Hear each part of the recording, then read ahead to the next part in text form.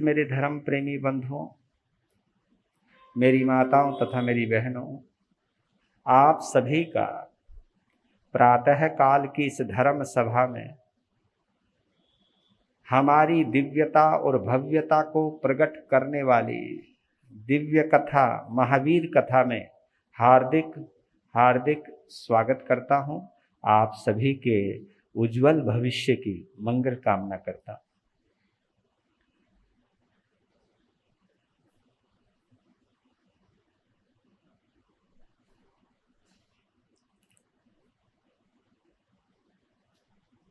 सौभाग्य है हम सभी का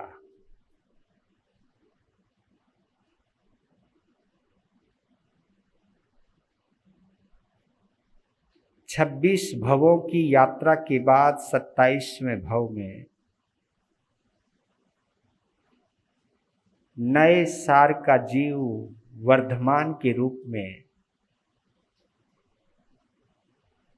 माता त्रिशला की गोद में आया। राजा सिद्धार्थ को पिता का दर्जा दिया।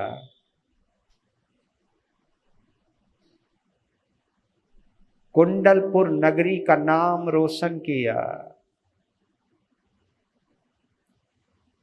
तीर्थंकरत्व की क्या लब्धि होती है, क्या शक्ति होती है, क्या करिश्मा होता है और उनके व्यक्तित्व के अंदर क्या चमक होती है, क्या दमक होती है, क्या प्रभाव होता है।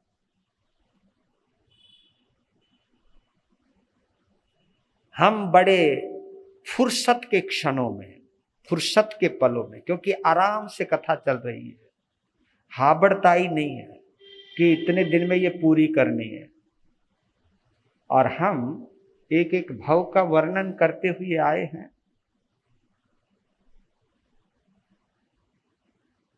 और प्रभु के बाल स्वरूप का वर्णन चल रहा है।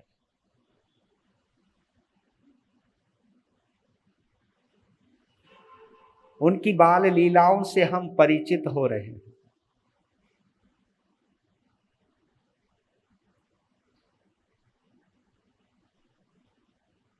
प्रभु महावीर का हर रूप, हर अदा लाजवाब है।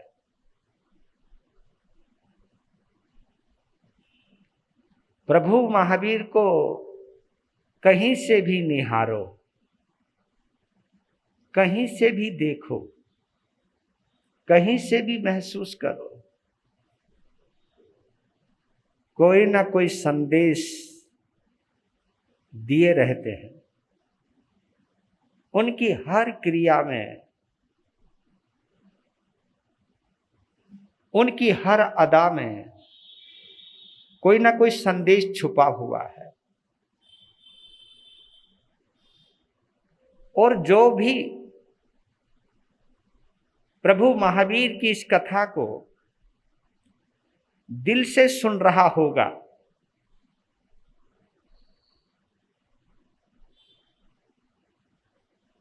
तो उसे आनंद तो आ ही रहा होगा।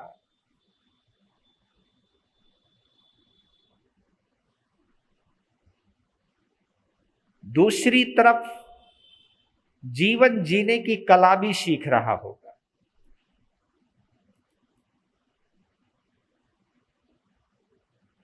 मेरा इस कथा के माध्यम से एक ही पवित्र लक्ष्य है, आपके लिए भी और अपने लिए भी, कि किसी तरह से महावीर आपके हृदय तक पहुंच जाए, आपकी धड़कनों का हिस्सा बन जाए, आपके श्वासों में रमने लग जाए, आपकी सोच में आने लग जाए।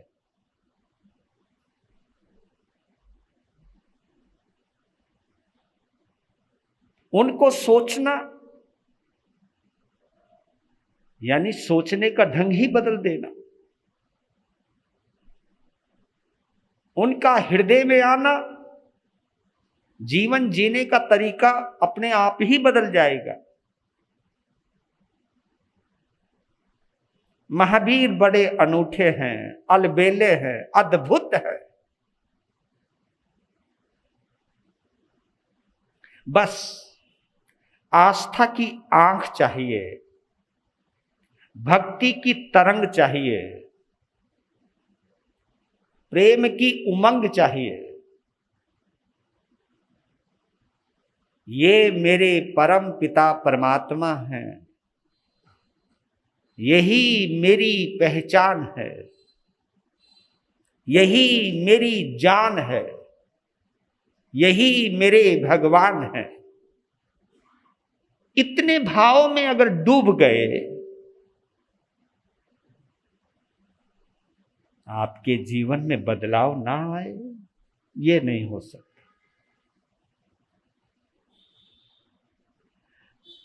बरसात में भीगो और ठंडक ना आए, ये नहीं हो सकता। किसी बगीचे में जाओ, पुष्प वाटिका में जाओ और फूलों की महक ना आए, ये तो नहीं हो सकता। बस इस महक को महसूस करने का प्रयास कीजिए। हेलो, लो जी, विलंब के लिए खेद है, हैं? क्योंकि ये कुदरत है। और आपने चेक किया होगा, ये बरसात तभी आती है जब मैं बरसता हूं। कंपटीशन है जी, अगर तू बरसेगा तो हम भी बरसेंगे। मगर ठीक है भाई, मर्जी तेरी। तो मैं कह रहा था, महावीर की बाल लीलाएं जीवन को देती हैं प्रेरणाएं।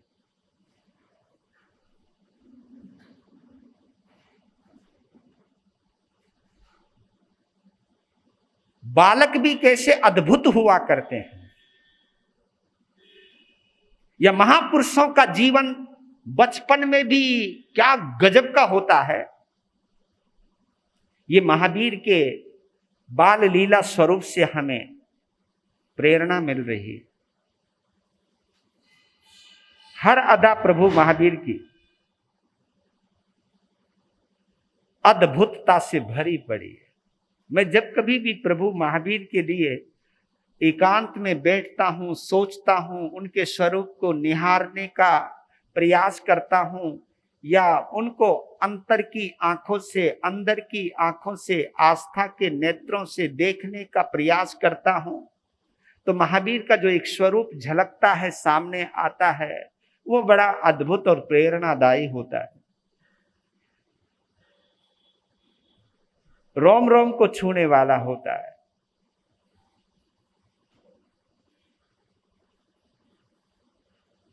कुंडलपुर में एक घटना घटित हुई थी, क्योंकि महावीर के जितने भी नाम हैं, कहीं सन्मति है, कहीं वीर है, कहीं महावीर है, कहीं अतिवीर है। अतिवीर भी प्रभु महावीर का एक नाम है। तो और बालकपन में ही अतिवीर बने हैं वो। प्रसंग इस प्रकार का है कि अचानक कुंडलपुर में हाहाकार मचने लगा। चारों तरफ से चित्कारों की आवाज आने लगी, चिल्लाने की आवाज आने लगी, बचाओ बचाओ। पूरे वातावरण के अंदर कंपन पैदा हो गया।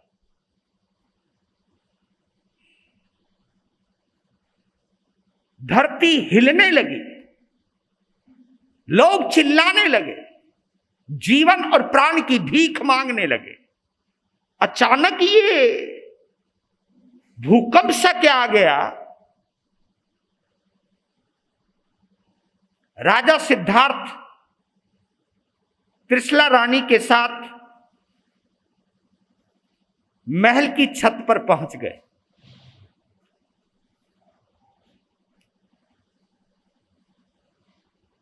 और जब वो वातावरण देखा वहां का, तो वो भी शक पका गए। क्या देखते हैं,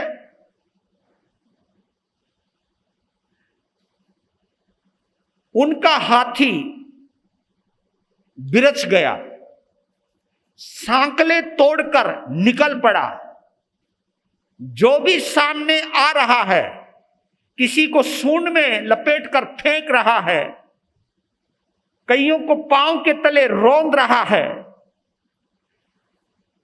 भरी हुई भीड़ का बाजार है, लोगों में भगदड़ मच गई। त्राहिमाम त्राहिमाम, यानी हमें बचाओ बचाओ, ऐसी आवाज आने लगी। और उस वक्त तो और भी भयंकर दशा हो गई कि जब वो बिरचा हुआ हाथी, बिगड़ा हुआ हाथी, मौत का पर्याय बन चुका वो हाथी, मृत्यु लीला करता हुआ वो हाथी, जब उद्यान यानी बाग की तरफ, बगीचे की तरफ, जहां पर छोटे छोटे बालक खेल रहे थे, और उन बालकों में वर्धमान भी खेल रहा है, जैसे ही उस क्रीड़ा स्थल की ओर हाथी मुड़ा, तो मां बाप को तो अपनी जान से भी ज्यादा जान प्रिय अपने बच्चों की होती है।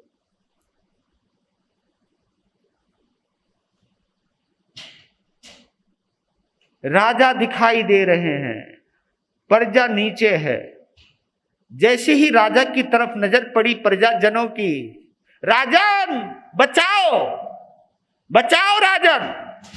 और उस वक्त राजा सिद्धार्थ सत्ते में आ गए कि मैं करूं तो करूं क्या, मैं महल से उतर करके नीचे जाऊं, मैं आदेश दूं, सैनिक भी घबरा गए। आप अंदाजा लगा सकते हो, ऐसी स्थिति में आप अंदाजा लगा सकते हो, जब कोई मौत का तांडव कर रहा हो और आदमी जब अपने आप को असहाय, मजबूर महसूस कर रहा हो, और मौत सामने खड़ी हो, मौत सिर पर मंडरा रही हो, तो दहशत का क्या वातावरण बनता होगा। और बच्चों में विशेषकर, जैसी विशालकाय हाथी बच्चों की तरफ, जैसे बच्चे चिल्लाने लगे। वर्धमान जिसकी उम्र 6 और 7 साल के बीच की है, वर्धमान ने बच्चों को कहा, डरो मत, मैं हूं ना, डरना नहीं। जबकि वो खुद ही बच्चा, बड़े बड़े सैनिक बेचारे इधर उधर हो गए, और जब वो आवाज गूंजी है, कहा कि तुम सब पीछे। पलक झपकते ही वर्धमान वो बालक सामने खड़ा हो गया और अपनी दोनों बाहें फैला ली हाथी के सामने, और हाथी को कहा, आ देखो क्या गजब है, आ। और कहते कि हाथी दौड़ा, और क्या गजब की टाइमिंग है, क्योंकि सारा खेल किसका है, बोलो बोलो, टाइमिंग का। सारा खेल टाइमिंग का। क्या टाइमिंग है। जैसे ही हाथी पास में आया, एक जंप लिया उस बालक ने, और सीधा उसके सिर के ऊपर जाकर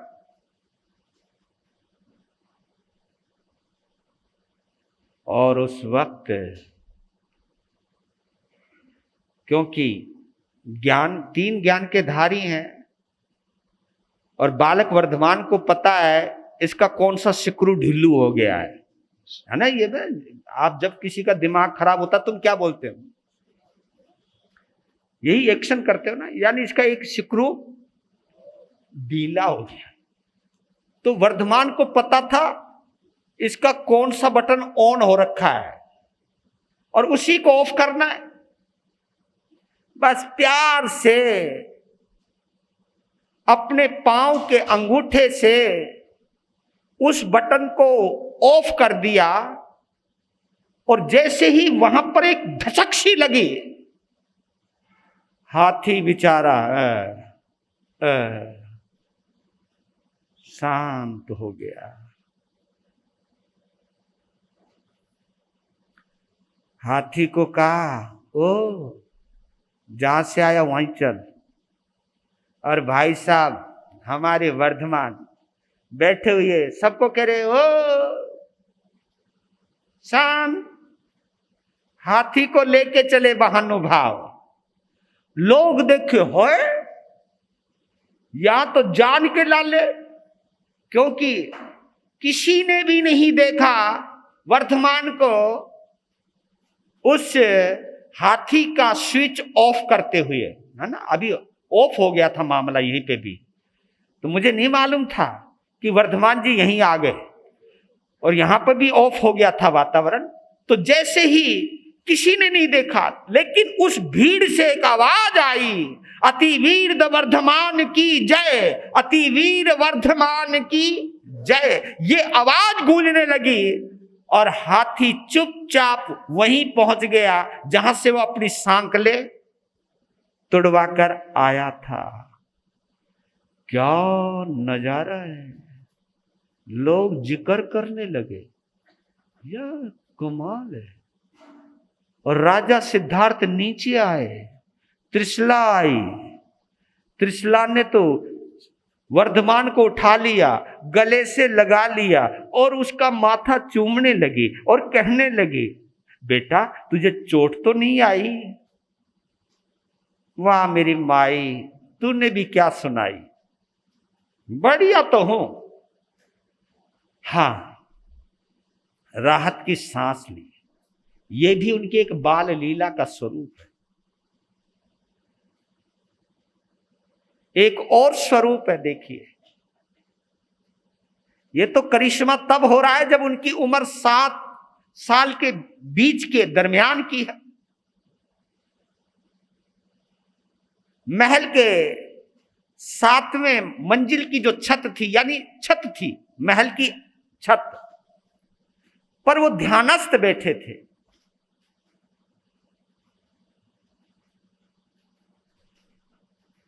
तो ऊपर से जय और विजय नाम के 2 जंघाचरण लब्धिधारी मुनिराज, जंघाचरण लब्धिधारी मुनिराज वो होते हैं कि ये आकाश गमन करते हैं। इनके पास एक विद्या होती है आकाश में जाने की, आकाश में चलने की। और मुद्रा ऐसी होती है कि संत सीधा खड़ा हो जाते हैं और एक हाथ अपनी जांघ के ऊपर रखते हैं और एक हाथ दूसरी जांघ पर सीधा रखते हैं, और एक मुद्रा खड़ी हो जाती है और फिर वो आह्वान करते हैं उस शक्ति को कि उठा जाए। फिर वो उठते हैं और एक निश्चित ऊंचाई पर पहुंच जाते हैं और फिर उसको कहते कि गति करो। तो फिर वो चलते हैं, बिल्कुल वो हाथ हूथ नहीं हिलाते, बिल्कुल चुपचाप, ऐसे लगता है जैसे कोई पुतला जा रहा है। कोई हाथ नहीं हिलाना, कोई वस्त्र नहीं हिलना, कोई कुछ नहीं वहां पर, ऐसे स्मूथली जा रहे थे। तो जैसे ही वो गुजरे तो संयोग से जिस महल की छत पर वर्धमान बालक ध्यान मुद्रा में तल्लीन थे, तो ध्यानस्थ बालक को देखा जिसकी उम्र मात्र 7 साल की, और उनकी ध्यान की गरिमा को देखकर और उनके तेजस्वी चेहरे को देखकर, उनकी शांत मुद्रा को देखकर दोनों मुनिराज एकदम रुक गए और उस छत पर उतर गए।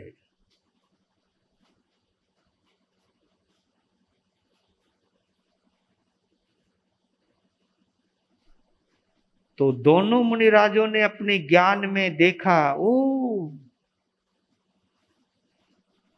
ये तो होने वाले 24वें तीर्थंकर वर्धमान महावीर हैं।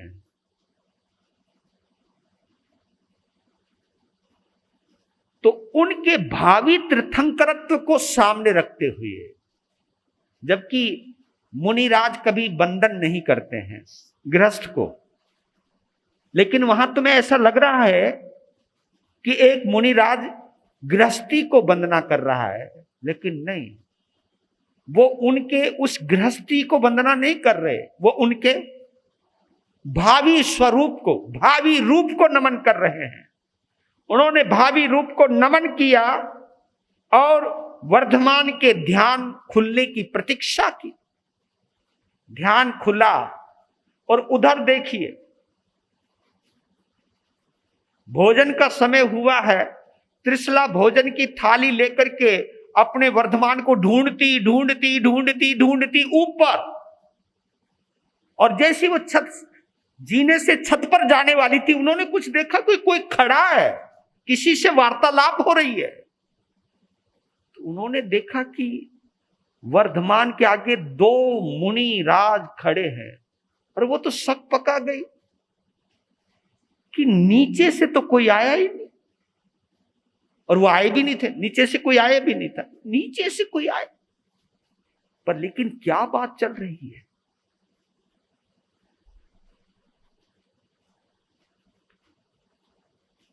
तो उस वक्त जब वो दोबारा नमन करने लगे तो वर्धमान ने कहा, आप नमन मत कीजिए, नमन मैं करता हूं, क्योंकि आप जिन शासन के बाने में हो। देखो, वर्धमान कहा कि व्यवहार नहीं है, आप मुझे वंदन करें, वंदन इस वक्त मेरा करने का है, मेरा वंदन स्वीकार करें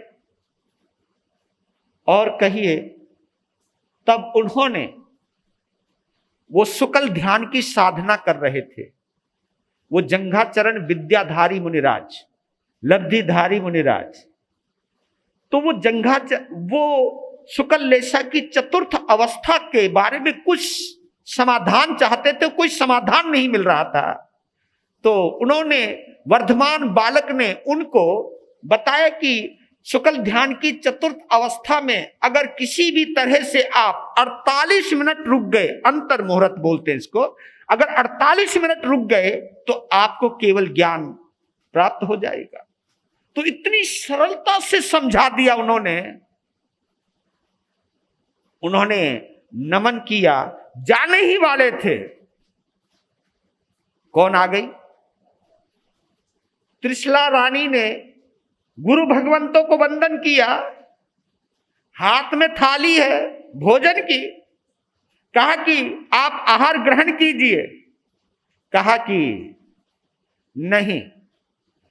तो उन्होंने अपना परिचय दिया कि जिस वक्त हम जंघाचरण विद्या का उपयोग करते हैं, जब हम आकाश गमन से जाते हैं, तो हम आहार पानी ग्रहण नहीं करते, क्योंकि ये मुनि मर्यादा के विपरीत है। हम जब आहार को जाते तो जमीन पर ही चल करके जाते हैं, तो इसलिए हम आहार ग्रहण नहीं कर सकते। लेकिन आज इन आंखों को और इन कानों को प्राप्त करने का सौभाग्य प्राप्त हो गए। आपका ये बालक अद्भुत है, अद्भुत है, ज्ञान का भंडार है, ध्यान का करिश्मा है, और आपको भी अनुमोदना देते हैं। और भगवान, आपने हमारा शुक्ल ध्यान के रूप में समाधान दिया, इसके लिए हम कृतज्ञता ज्ञापित करते हैं। और मुनिराज चल पड़े ऊपर ही ऊपर।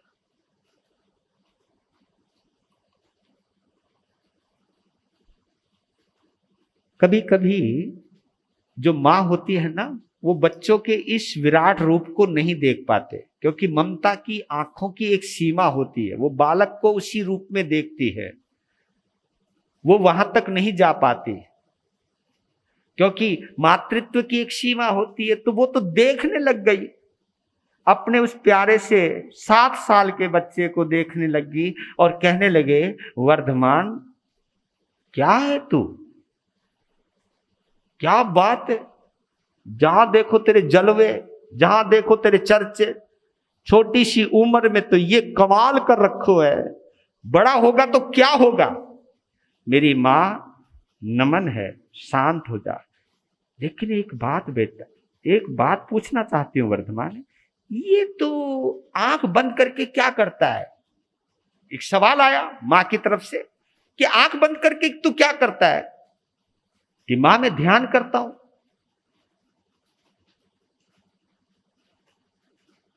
तो ध्यान करने के लिए आंख क्यों बंद करता है? कहा कि मां, जब हम आंख खोलते हैं ना, तो हमें दुनिया नजर आती है। बाहर की दुनिया को देखने के लिए हम इन आंखों का उपयोग करते हैं, लेकिन जैसे ही हम ये बाहर को देखने वाली दुनिया की को आंख को बंद करते हैं तो हम अंदर की दुनिया में चले जाते हैं। हाँ, क्योंकि अंदर की यात्रा करने के लिए आंखों का बंद होना बहुत जरूरी है। इसलिए हम अंदर को देखने के लिए या अंतर की यात्रा करने के लिए, अंतर्मुखी बनने के लिए, अंतर ध्यान करने के लिए, आत्मा का ध्यान करने के लिए हम आंखें बंद करते हैं। तब तीसरा सवाल किया, ये ध्यान क्यों करते? कहा कि मां, हमारे अंदर वर्षों से छुपा हुआ एक सवाल है, उस सवाल का जवाब ढूंढने के लिए हम ध्यान करते हैं। कौन सा सवाल? कि मैं कौन हूं? मैं को हम, इसका मतलब ये होता है को हम, जैसे सोहम होता है ना, ऐसे को हम का मतलब मैं कौन हूं, मैं कौन हूं। को हम का मतलब मैं कौन हूं, सोहम का मतलब मैं वही हूं, मैं वही हूं, मैं वह हूं, यानी परमात्मा हूं, मैं आत्मा हूं। तो कोहम में सोहम का जवाब छुपा हुआ है, लेकिन कोहम इतना गहन होना चाहिए। कोहम मैं कौन हूं, मैं कौन हूं, मैं कौन हूं, यह सवाल इतनी गहराई तक चला जाना चाहिए कि जहां से उलट करके प्रतिध्वनि के रूप में जब प्रकट होता है तो वो सोहम प्रकट होता है। लेकिन जब तक हम कोहम में नहीं जाएंगे हमें सोहम का समाधान नहीं मिलता है।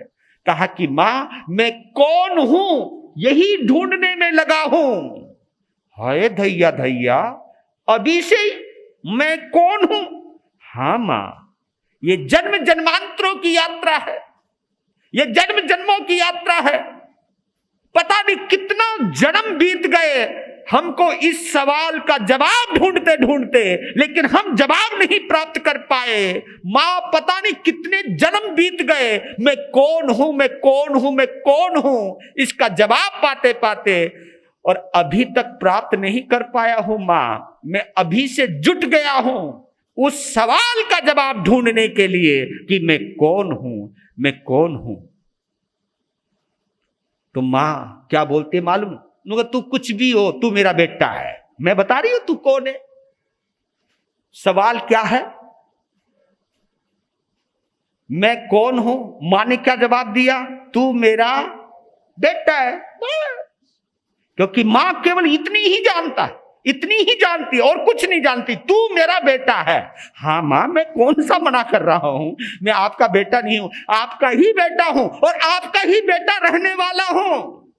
एक और बात कह दी उन्होंने, मैं आपका ही बेटा, क्योंकि आज हम दावे के साथ नहीं कह सकते अपने मां बाप को कि हम ही तुम्हारे बेटा या बेटी रहने वाले हैं, क्योंकि हम अगले जन्म में किसी और को ही मां बाप बनाने वाले हैं।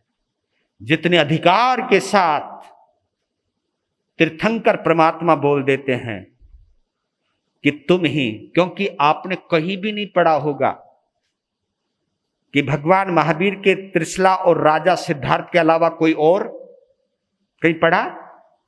आखिरी माता पिता, क्योंकि आखिरी जन्म है उनका, अद्भुत है, यही असली चीज है और यहीं तक पहुंचना चाहिए। एक दिन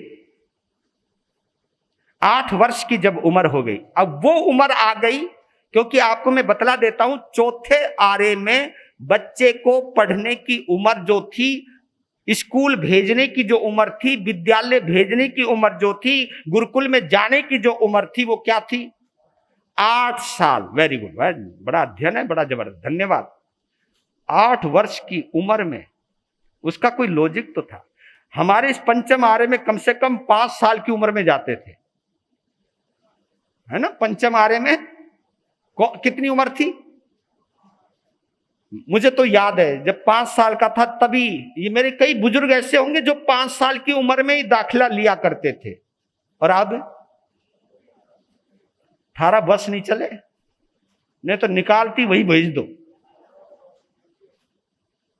एक उम्र होती है, शिक्षा की भी एक उम्र होती है, ये एक लॉजिक है, और ये लॉजिक खराब किया है हम लोगों ने।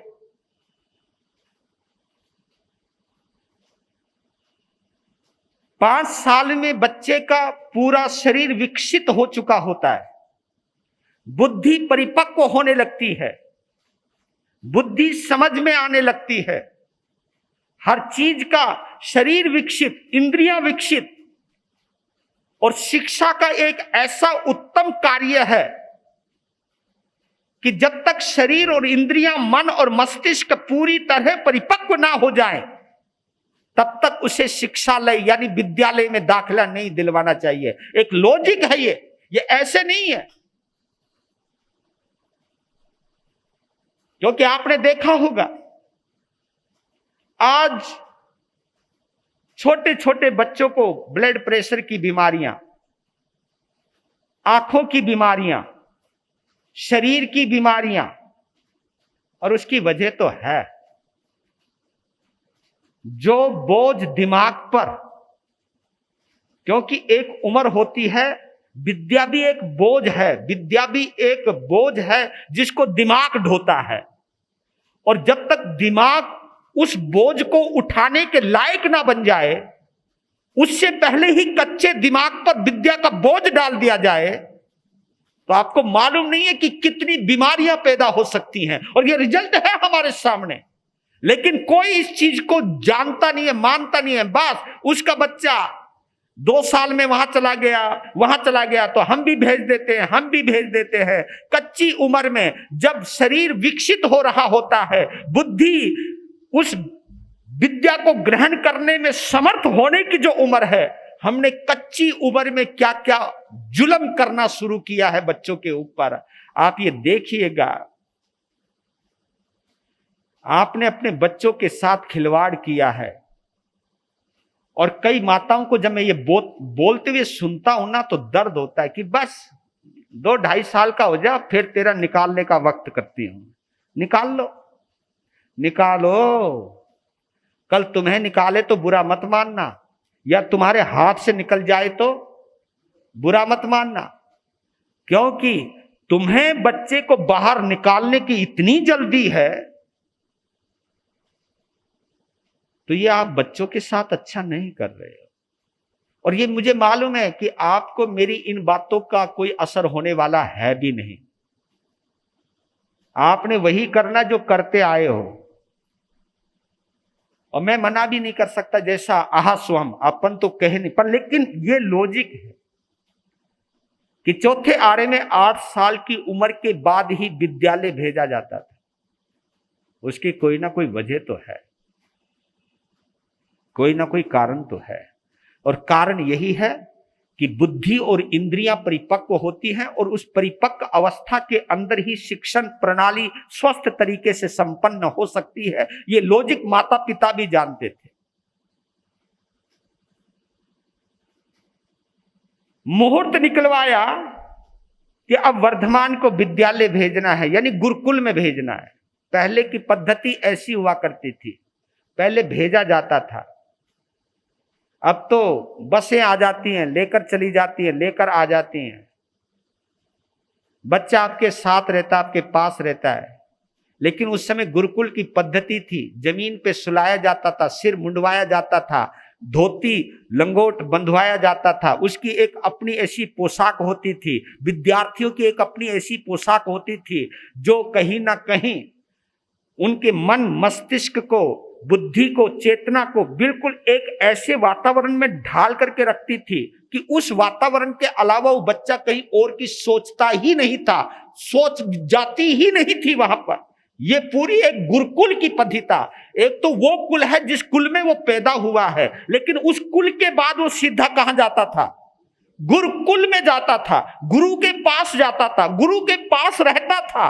गुरु के साथ रहता था, गुरु के पास रहता था और गुरु के दिशा निर्देशन में रहता था। और वहां पर चाहे कोई गरीब का बालक है, चाहे ब्राह्मण का बेटा है, चाहे राजकुमार का बेटा है, दोनों ही एक ही स्थिति में रहते थे, एक ही पोशाक में रहते थे, एक जैसा ही खाना खाते थे, एक जैसे ही वस्त्र पहनते थे। उनको यह सिखाया जाता था। एक जगह वो रहती थी जहां अमीर और गरीब का भेद मिट जाता था। राजकुमार को भी जंगलों से लकड़ियां बीन करके लानी पड़ती थी, जमीन पर सोना पड़ता था, चूल्हे पर रोटियां पकानी पड़ती थी, गुरु की सेवा करनी पड़ती थी, पानी भरना पड़ता था, एक दूसरे के साथ देना पड़ता था, एक दूसरे के साथ रहना पड़ता था, एक दूसरे के साथ खेलना पड़ता था।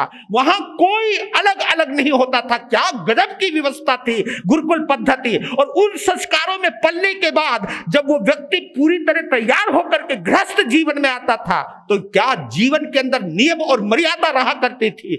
आज सब कुछ छिन्न और भिन्न हुआ है। भारतीय व्यवस्था को कहीं ना कहीं खंडित किया गया है। यह प्रगति नहीं है, यह दुर्गति की तरफ बढ़ते हुए कदम है हमारे। कभी भी तुम महसूस कर करके देखना।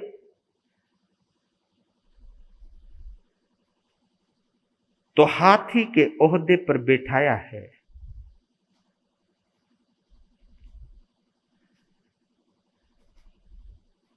मां की गोद में वर्धमान बैठा है, पिता साथ में है और पूरे लोग आए हैं। ओए ओए, पूरे लोग आए हैं वर्धमान को विद्यालय में, गुरुकुल में एडमिशन दिलवाने के लिए।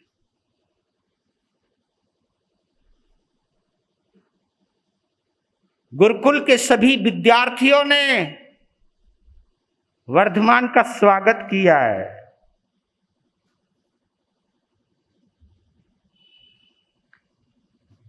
गुरुकुल में जैसे उन्होंने प्रवेश किया, राजा को, रानी को गुरुकुल के बाहर से ही, यानी उनको अंदर आने की कोई अनुमति नहीं।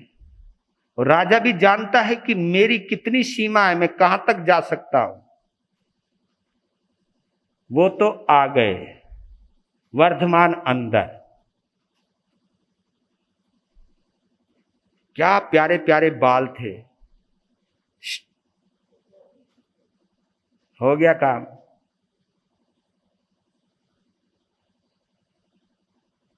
धोती पहना दी, चद्दर डाल दी, क्योंकि एक ऐसी व्यवस्था थी, एक ऐसी वेशभूषा थी, जल्दी से दूर से कोई पहचान नहीं पाता था कौन किसका है। और ये हमारे साथ भी ऐसा है।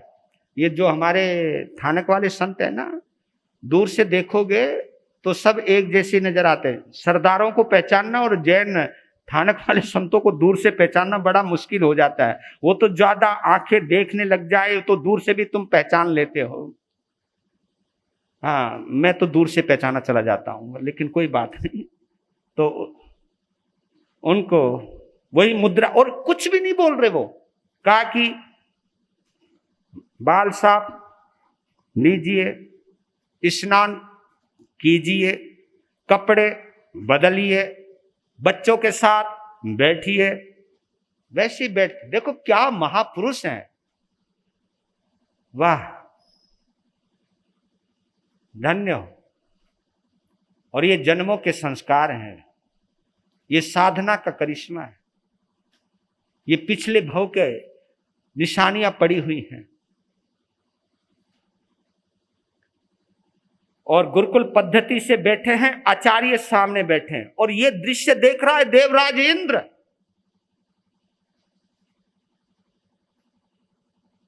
देवराज इंद्र ने सोचा मारो भगवान कहां चला गया।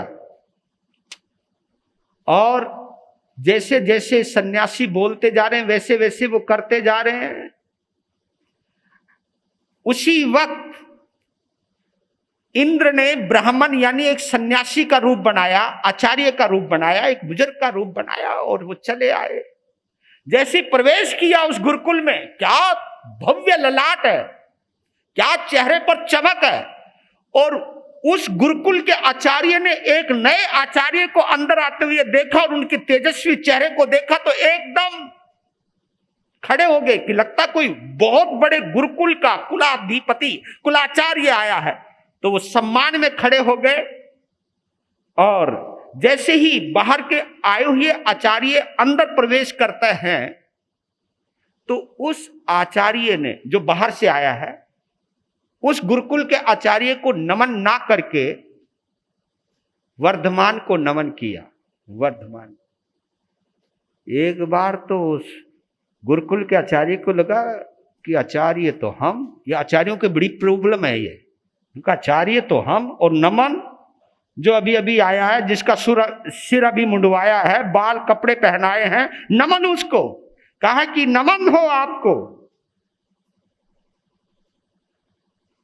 बैठ गए और उस वक्त वो कुलाचार्य जो बाहर से आए हैं उन्होंने ऐसे ऐसे सवाल करने शुरू किए, उस जो अभी अभी एडमिशन लिया है उस बालक से पूछने शुरू किए, और उनका जवाब जब देना शुरू किया और जब सवाल ऐसे ऐसे आने लगे जो सवाल उस गुरुकुल के आचार्य तक को नहीं आते थे, वो जब सवाल आने लगे और उन सवालों के जब जवाब आने लगे,